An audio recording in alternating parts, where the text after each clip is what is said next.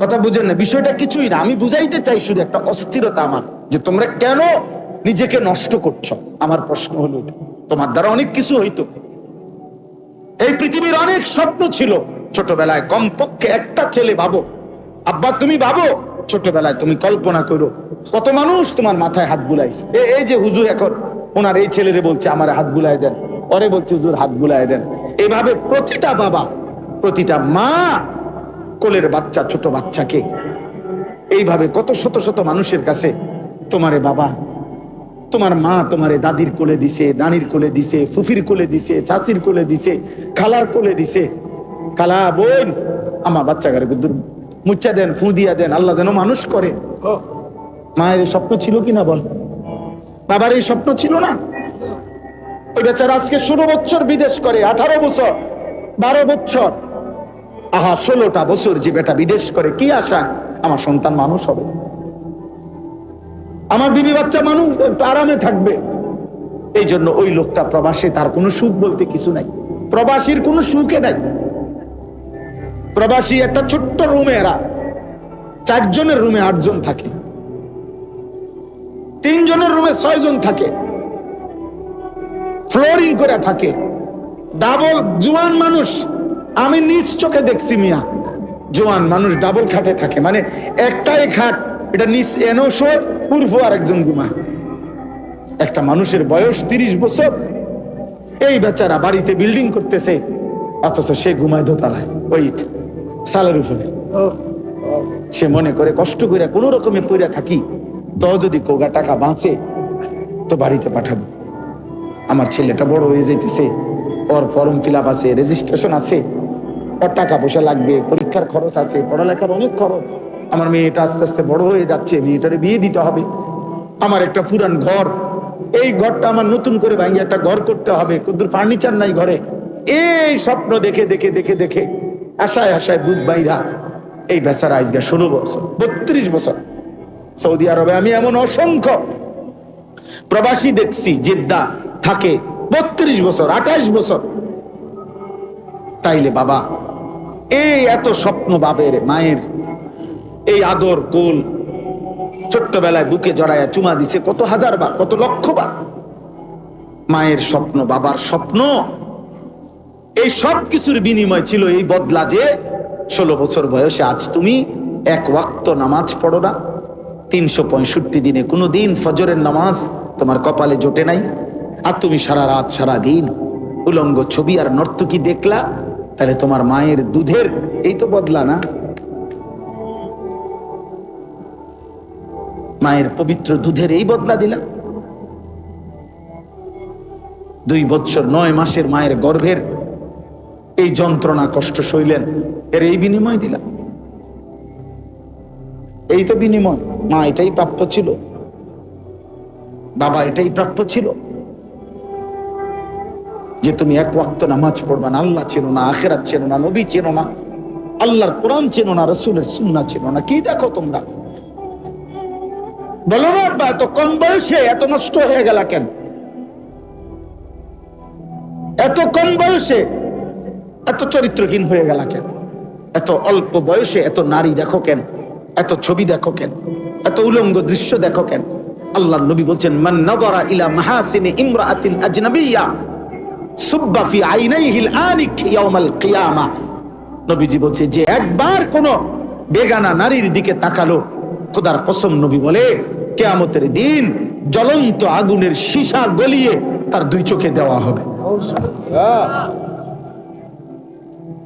রাসূলুল্লাহ সাল্লাল্লাহু আলাইহি ওয়াসাল্লাম বলেন, মাথার উপরে এই আসমানটা যদি তোমার উপরে পড়ে যেত, ভাঙে পড়তো, ওইটা যত বড় বিপদ নয়, আল্লাহর নবী বলেন তার চাইতে বড় বিপদ উম্মত তুমি কোন বেগানা নারীর হাত ছুঁয়ে দিলা। তুমি কোন বেগানা নারীর হাত ছুঁইলা, ভিন মেয়ের। আল্লাহ রাসূল বলেন এর চাইতে তোমার উপরে যদি মাথার আসমানটা ভেঙে পড়তো, তোমার মাথার উপরে যদি পাহাড় ভেঙে পড়তো, এতটা বিপদ হতো না, এত বড় ক্ষতি হতো না তোমার। তুমি যে ক্ষতি করলা নিজের আখিরাতে, তুমি নিজে ক্ষতি করলে।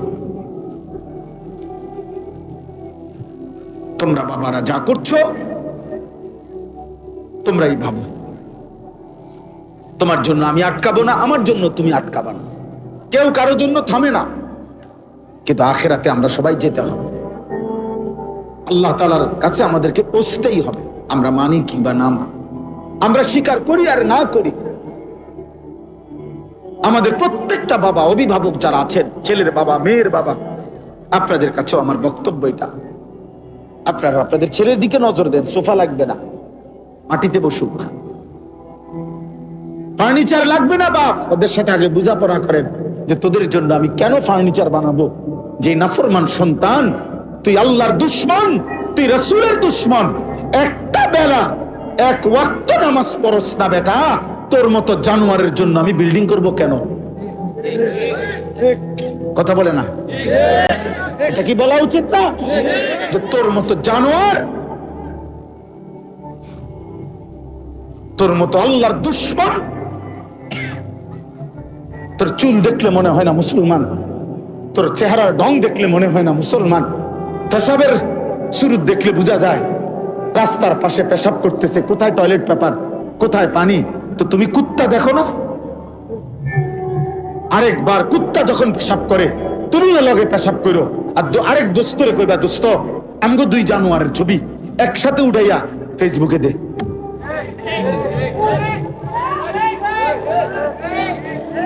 দুজনের ছবি একসাথে উঠা, আমরা দুইজন একই, ওরও কোনো পানি নেয় না, ও টয়লেট পেপার ব্যবহার করে না, আমিও করি না, যা মিলছে ভালো।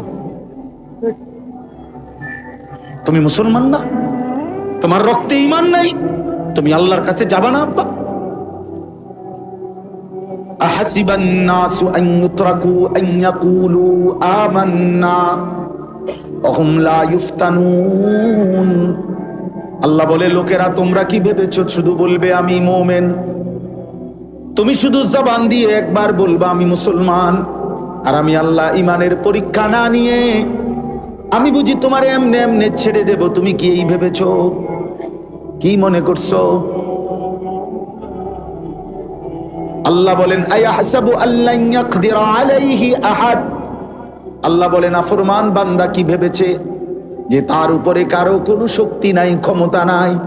এত মিথ্যা, এত চুরি, এত জিনা, এত ব্যভিচার, এত সুদ, এত ঘুষ, এত কিস্তি, কোনো সমস্যা নাই। 30 বছর সমান তালে সুদ খায়, প্রত্যেক দিন নর্তকী দেখে, নাচ দেখে, 60 বছরও বিড়ি খায়, কথায় কথায় গালি দিয়ে কেউ পর্দা করতো না। আনিসুর রহমান, তার ঘরের মানুষ ছিল 8 জন, আল্লাহর কোরআন পড়তে পারতো না একজনও। আনিসুর রহমান 60 বছরও যে মৃত্যু পর্যন্ত গালি ছাড়া কথা বলতো না। এই আমল নামা যখন নবীজি দেখবেন তখন খোদার কসম কিতাবে আছে নবীজি তখন কাঁদবেন। আর কাঁদতেছে তো দুনিয়াতেই কাঁদতেছে, তখনই তো কাঁদছেন। কেঁদে কেঁদে বলবেন, উম্মত তুমি আমার উম্মত, আমার এই শ্রেষ্ঠ নবীর শ্রেষ্ঠ উম্মত এটা, এটা তুমি আমার তায়েফের রক্তের কথা শুনো নাই? তুমি আমার উহুদের দান দান শহীদ করার কথা শোনো নাই? তুমি শোনো নাই যে আমি ক্ষুধার কষ্টে পেটে পাথর বাঁধছিলাম? তুমি শোনো নাই আমি উম্মতের জন্য সারা রাত জেগে চোখের পানি ফেলে কাঁদছিলাম? এর বিনিময় দিলা এটা? হ্যাঁ বলো না আব্বা? আজ যদি মরে যাও, আর আজকের দিনে যারা 1 ওয়াক্ত নামাজ পড়লেন না, তোমরা যারা ছেলেরা পড়লা না, বলো না আব্বা তোমার নবীর সামনে তুমি কেমনে দাঁড়াইবা? কি কি দিয়ে সুপারিশ চাইবা? সুপারিশের জন্য কোনো কাগজপত্র লাগবে না, সুপারিশের কোনো নিয়ম কানুন নাই। আপনি বিড়ি খাইতে খাইতে ব্যস্ত যাবেন গা, আপনি সুদ টাকা গুনতে গুনতে ব্যস্ত চলে যাবেন, চলে খালাস, যার যা মনে চায় করে, কোনো অসুবিধা নেই। কারো জন্য কেউ আটকাবে না, কারো দুনিয়ায় থেমে যাবে না। সুখের দুনিয়াও শেষ হয়, দুঃখের দুনিয়াও শেষ। হাসলেও মরে যায়, কাঁদলেও মরে যায়। আসর রাতও ভোর হয়, ফাঁসির রাতও ভোর হয়। অতএব দোস্ত আমার, তুমিও চলে যাবা, আমিও চলে যাব, বাবাও যাবে গা, ছেলেও চলে যাবে, দাদাও যাবে, নাতিও যাবে। ফেরাউনও মরে গেছে, আব্দুল কাদের জিলানিও মরে গেছে, মারা যায় নাই? কথা বলে না কেন? অতএব ইমানদারেরও মৃত্যু হবে, নাফরমানেরও মৃত্যু হবে, কিন্তু এক জায়গায় দেখা হবে সবাই। সেদিন বুঝবো আমরা করেছিলাম কি, উচিত ছিল কি। ফাকাইফা ফাকাইফা, নবীজিকে আল্লাহ বন্ধু বলেন না, কেমন হবে সেদিন, যেদিন আপনার সামনে আপনার উম্মতের আমল নামা খুলবে, আপনি দেখবেন। আল্লাহ আমাদেরকে মাফ করে দেন। আল্লাহ তাআলা বলেন, আকিমিস সালাতা লিদুলুকিশ শামসি ইলা গাসাকিল লাইল। আল্লাহ বলেন, হে বন্ধু, আপনি আপনার অনুসারীদেরকে নিয়ে দ্বীপ প্রহরের সূর্য, দুপুরের সূর্য যখন হেলতে শুরু করে, তারপরে যেই নামাজের ওয়াক্ত শুরু হয়, সেটা কোন নামাজ? জোহর। ওই জোহর থেকে শুরু করে পূর্ণভাবে সন্ধ্যার সূর্য ডুবার পরে, যখন রাত পূর্ণভাবে অন্ধকার শুরু হয়, ওই পর্যন্ত যেই নামাজ, কোন নামাজ?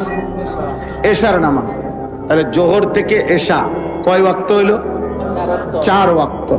আপনি আপনার অনুসারীদেরকে নিয়ে এই 4 ওয়াক্ত নামাজ পড়ুন। তাহলে বাদ রইল ফজর, বাদ রইল ওয়া কুরআনাল ফজর, এবং বিশেষভাবে ফজরের নামাজ পড়ুন। এই আল্লাহ এভাবে বলছেন। তাহলে বিশেষভাবে ফজরের নামাজ পড়তে বলছে না জুমার নামাজ? জুমার নামাজ আর জোহরের নামাজ তো একই ওয়াক্ত, শুধু দিনের ভিন্নতার কারণে নাম ভিন্ন। শনিবার, রবিবার, মঙ্গলবার, সোমবার, বুধবার, বৃহস্পতিবার যেই জোহর, ওইটাই শুক্রবারে জুমা, নাকি আলাদা জোহর এক ওয়াক্ত, জুমা এক ওয়াক্ত? শুক্রবারে জুমা কি, আরে শুক্রবারে নামাজ কি 6 ওয়াক্ত? কয় ওয়াক্ত? কিন্তু আল্লাহ বলছেন, বলার ঢংটা দেখছেন? কোরআনুল আয়াত। বন্ধু, 4 ওয়াক্ত নামাজ সূর্য পশ্চিম দিকে হেলে যাওয়ার শুরু থেকে রাত্র পূর্ণ হওয়া পর্যন্ত যেই নামাজ, তা আদায় করুন, এবং বিশেষভাবে ফজরের নামাজ। এখন শেষ কথা হলো, ইন্না কুরআনাল ফজরি কানা মাশহুদা। আমরা যদি সবাই প্রশ্ন করি, বা নবী নিজেও যদি প্রশ্ন করে, আল্লাহ বলেন তো 4 ওয়াক্ত একসাথে বললেন, এবং বিশেষ করে কোন নামাজ? এটা আলাদা বললেন কেন? এটা আলাদা কেন বললেন? আল্লাহ নিজে উত্তর দিচ্ছে যে, বন্ধু, আমি জানি আপনি এটা জিজ্ঞাইবেন, অথবা এটা যে কেউই জিজ্ঞাসা করবে, আমি বলে দিচ্ছি, ইন্না কুরআনাল ফজরি কানা মাশহুদা। নিশ্চয়ই ফজরের নামাজ হলো আমার সৃষ্টি ইমানদার, আমার আনুগত্যশীল বান্দার একত্রিত হওয়ার সময়, টাইম অফ অ্যাসেম্বলি, একত্রিত হওয়ার সময়। আমার আনুগত্যশীল বান্দা মখলুক ফজরের ওয়াক্তে একত্রিত হয়। আর একটু আবার একটু, কানা মাশহুদা, একত্রিত হয় মানে কি? এই মানে বলি, রাসূলুল্লাহ সাল্লাল্লাহু আলাইহি সাল্লাম বলছেন, প্রত্যেক সন্ধ্যায়, এই সারা রাত আল্লাহর এই জমিনে কোটি কোটি ফেরেশতা আল্লাহ তাআলার পক্ষ থেকে আমাদের মানুষের বিভিন্ন দায়িত্ব আদায় করে, বুঝছেন নি? আমাদের সাথে কিন্তু শুধু এই 2 জন ফেরেশতা না, জানেননি আপনারা যে এই 2 জন ছাড়া যে আরো ফেরেশতা আছে, আলাদা ডিপার্টমেন্ট আছে, আরো ডিপার্টমেন্ট, হাদিস আছে, আরে কোরআনে আছে, মা ইয়ালফিজু মিন কাউলিন ইল্লা লাদাইহি রাকিবুন আতীদ। এই আরেকজন ফেরেশতা। প্রত্যেক মানুষের জিহ্বার কথা লেখার জন্য পৃথক ফেরেশতা আরেকজন আছে, এই 2 জন ছাড়া। কোরআনুল কারীমের মধ্যে আল্লাহ তাআলা স্পষ্টভাবে বলছেন এটা, লাহু মুআক্কিবাতুম মিন বাইনি ইয়াদাইহি ওয়া মিন খালফিহি ইয়াহফাজুনাহু মিন আমরিল্লাহ। কোরআন শরীফের আয়াত। আল্লাহ বলে, প্রত্যেক মানুষের সাথে আমার এক দল ফেরেশতা আছে, যারা সামনে এবং পিছন থেকে আমি আল্লাহর হুকুম যতক্ষণ অতক্ষণ তাকে নিরাপত্তা দিতে থাকে। আমি যদি বলি নিরাপদ থাকবে তাহলে নিরাপদ, আমি যদি বলি অ্যাক্সিডেন্ট হবে তাহলে তারা সরে যায়। ইয়াহফাজুনাহু মিন আমরিল্লাহ। নালে যে মানুষ আজ 3 বছর অ্যাক্সিডেন্ট করলো না, আজকে অ্যাক্সিডেন্ট করলো, কথা বোঝেন না? এইতে তাই যে 3 বছর ধরে মোটরসাইকেল চালায়, কোনো অসুবিধা হলো না, আজকে অ্যাক্সিডেন্ট করলো কেন? ওই যে ইয়াহফাজুনাহু মিন আমরিল্লাহ, আল্লাহ বলছে আমার ফেরেশতা আমার হুকুমে নিরাপত্তা দেয়। এই জন্য দোস্ত, নিরাপত্তা মূলত দেয় কে? আল্লাহ। বেঁচে থাকার এক এক সেকেন্ড আমাদের নিরাপত্তা দেয়। তো এই জমিনের এই ফেরেশতারা সব সারা রাত যারা ডিউটি করে, ফজরের ওয়াক্তে, ফজরের নামাজের সময় তাদের ডিউটি শেষ হয়, আর নতুন আরেক টিম হুবহু 2 শিফটে ডিউটি, 12 ঘন্টা 12 ঘন্টা মনে করেন। এই নতুন টিম, নতুন শিফট, নতুন ফেরেশতাদের টিম আসমান থেকে ফজরের ওয়াক্তে জমিনে নেমে আসে, এরা চলে যায়, ওরা নাইমা আসে। আল্লাহর কসম, নবী বলেন ফজরের নামাজের জামাতে এ রাত্র ডিউটি করছে যত ফেরেশতা, তারাও ফজরের জামাতে মসজিদে উপস্থিত থাকে। ওই দিনে সন্ধ্যা পর্যন্ত যারা এখন নতুন ডিউটি করবে তারাও ফজরের নামাজে এসে শামিল হয়, আর ইমানদার বান্দা প্রকৃত মুমিন সেও ফজরের নামাজে শামিল হয়। এজন্য আল্লাহ বলছে আমার আনুগত্যশীল বান্দারা, আমার অনুগত বান্দা মাখলুক ফজরের ওয়াক্তে একত্রিত হয়।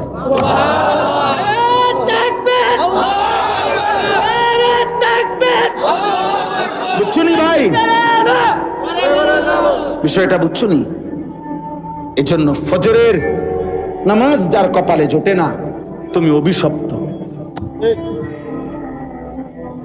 তোমার জিন্দিগি লানতের জিন্দিগি, এবং তুমি এতটা ঘৃণিত যে কুত্তা তোমারে ঘৃণা করে।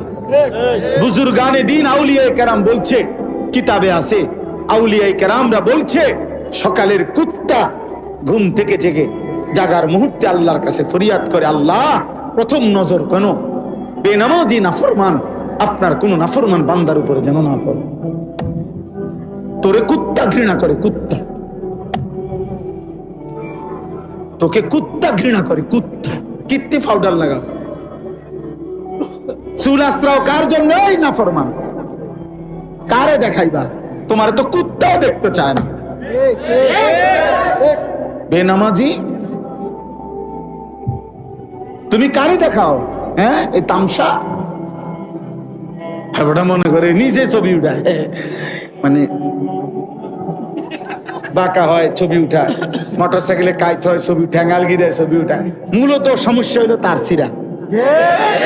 প্রত্যেক তারসিরা ব্যক্তি দেখবেন নিজেরই নিয়ে নিজে হাসে। হ্যাঁ, এটাই তো পাগলের চিহ্ন,